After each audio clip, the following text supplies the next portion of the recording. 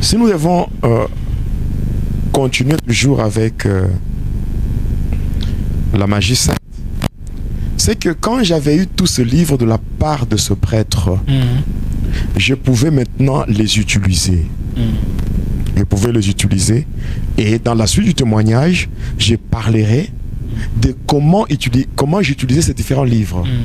Et les gens seront étonnés de voir certaines pratiques qui se font là-bas chez les catholiques et qui ne viennent que de ce livre-là. Comment on opérait et comment se font certaines pratiques dans la magie sainte. Il y a ce qu'on appelle premièrement la notion du purgatoire. La notion du purgatoire a été introduite dans l'Église. C'est l'année 593 ou 593. La notion du purgatoire. C'est à partir de la notion du purgatoire qu'il y a l'existence de deux pierres. Et ces deux pierres-là, à partir de la magie sainte, c'est basé sur quoi? C'est basé sur la profanation de la tombe de Jésus. Et je prends Dieu à témoin. Oui, je lève ma main comme ça pour attester la véracité de ce que je dis. Et je prends Dieu à témoin. C'est ce qui avait été fait.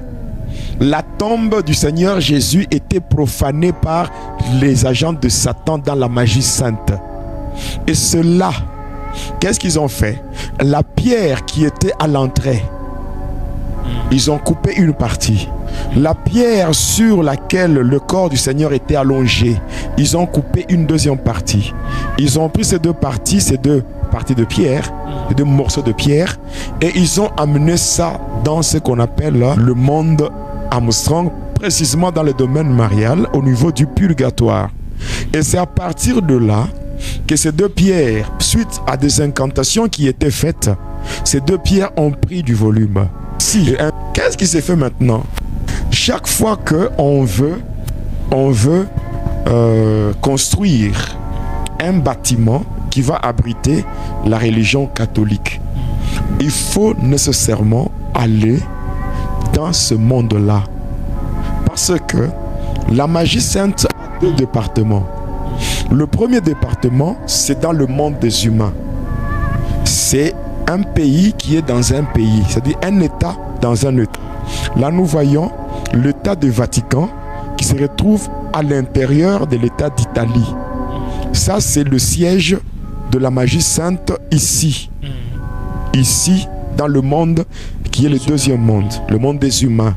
Mais dans le monde de Satan, le département de la magie sainte, c'est ce qu'on appelle le domaine marial qui est dans le monde Armstrong.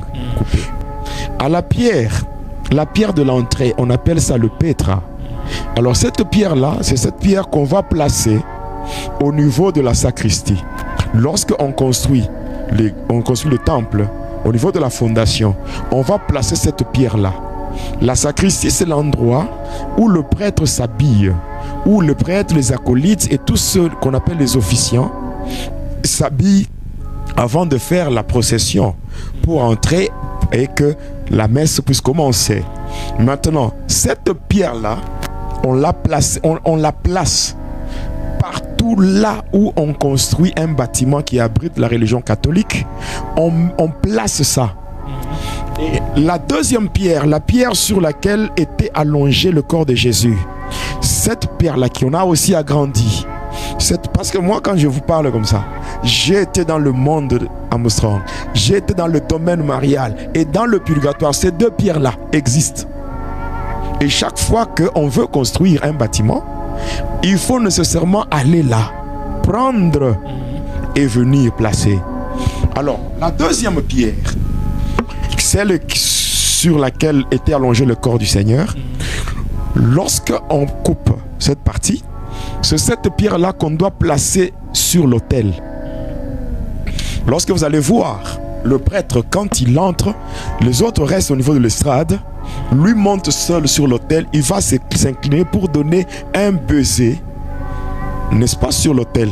Là-bas, il y a ce qu'on appelle, il y a sur l'autel, il y a une figure géométrique. Dans cette figure géométrique, on prend une pierre, on met là, et à côté de la pierre, on doit placer le relique. C'est-à-dire que les éléments du corps, les éléments qui appartiennent ou qui appartenaient. Par exemple, si on donne à une paroisse un nom, on dit par exemple Saint-Pierre, on dit Sainte-Anoirite, n'est-ce pas? Oui. On doit prendre les reliques de cette personne qui est canonisée comme étant sainte. Ces reliques seront placées là-bas. Ces reliques seront placées là-bas, soit les ossements, ou bien même un morceau d'habit que portait ce soi-disant saint, le saint patron de cette paroisse. On doit mettre ça.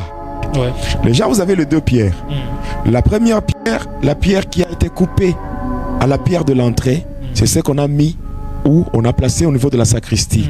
Parce que c'est cette pierre-là qui va canaliser l'entrée de tous les démons, de tous les esprits qui vont entrer lorsqu'on fait la nécromancie. Alors, la deuxième pierre qu'on place là, sur l'autel. Et d'ailleurs, cet endroit-là, sur l'autel, l'endroit-là, on appelle ça le tombeau d'autel. La question que je vous pose, mon frère, est-ce que dans l'église de Dieu, on peut aussi avoir un tombeau? Non, non. Le tombeau, ce sont des choses qu'on trouve où? Au cimetière. Au cimetière. Voilà. Pourquoi on met là-bas le relique? Et ces reliques-là appartiennent à qui? À un mort. À quelqu'un qui est déjà décédé. Parce que son nom a été donné à la paroisse. On prend le nom de la paroisse. C'est le nom de ce saint-là. Et ces reliques sont placées à côté de cette pierre. Et ainsi, quand le prêtre doit baiser là-bas ou doit donner un baiser là-bas, automatiquement, il entre en contact avec un pouvoir qui fait de lui mi-homme, mi-animal. Et sa langue devient la langue d'un serpent. Or, le serpent, selon la Bible, quand le serpent parle, le serpent, c'est le diable. Et c'est comme ça que ce qui sort, ce n'est pas la parole qui va sauver. Ce sont des paroles qui sont en train d'amener les gens à la perdition. Ici, c'est un principe qui cadre avec, qui marche de pair avec la magie sainte, aussi avec la Kabbale, avec aussi l'ordre de la lumière dorée de Melchisedec.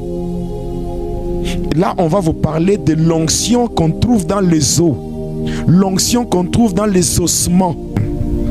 Pourquoi les satanistes ont-ils besoin de prendre ces pierres-là de Jésus?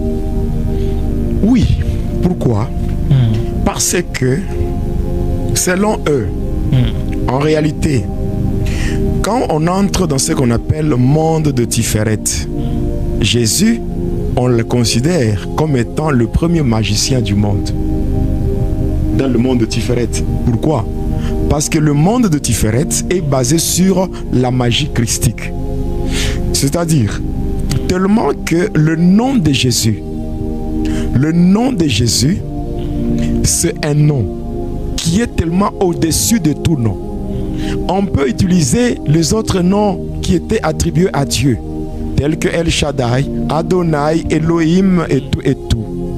Mais on ne peut pas utiliser le nom de Jésus.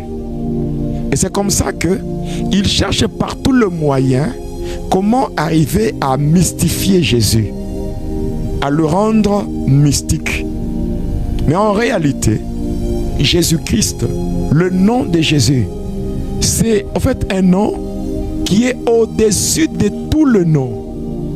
Donc en fait, on cherche maintenant comment prendre les éléments, les éléments auxquels Jésus avait touché, et prendre ces éléments-là pour le rendre mystique. Ah, ok. Question de dire parce que non. Il y a même, oui. il y a ceux-là qui disent que c'est l'Église catholique qui détient vraiment le vrai secret du christianisme, parce que là vous pouvez trouver même l'habit qu'on avait essuyé Jésus, et après il y a même il y a le truc là ancien qui est même qu'on a trouver même la première photo, comme on dit. Je vous parlerai de ça. Et tout ça. Non, mon frère. Donc, ne soyons pas pressés. Ce qu'il faut, c'est que nous allons y aller. Nous allons arriver. Nous y allons étape par étape. Je vais expliquer cette histoire-là. On parle de la femme qui avait essuyé Jésus et que son visage ou son image était restée gravée sur cette étoffe-là. Mensonge. Mensonge.